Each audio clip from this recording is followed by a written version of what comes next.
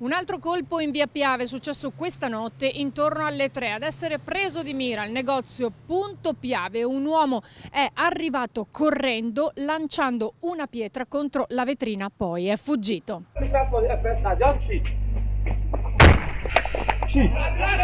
Eccolo, immortalato dalle telecamere di videosorveglianza mentre arriva di corsa da via Buccari, dove aveva appena distrutto il vetro di un'auto in sosta.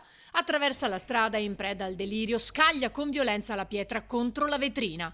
Da quanto si vede sembra che l'obiettivo non fosse entrare per rubare, ma semplicemente distruggere, e ancora una volta chi subisce si ritrova a pagare i danni, oltre a una giornata di lavoro persa. No, ho dovuto chiudere perché poi se entrano utenti, diciamo che poi rischia di magari farsi male, quindi oggi ho dovuto chiudere l'attività, ecco. Quindi spero di ripristinare il prima possibile, oltre al costo da sostenere per la vetrina che per me è un peso, ecco.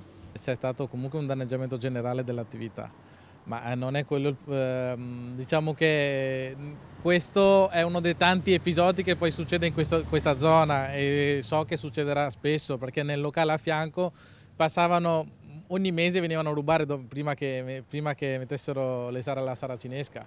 Episodi all'ordine del giorno e la richiesta quotidiana ormai è sempre la stessa. Non ho capito il motivo per cui l'ha fatto, però qua c'è una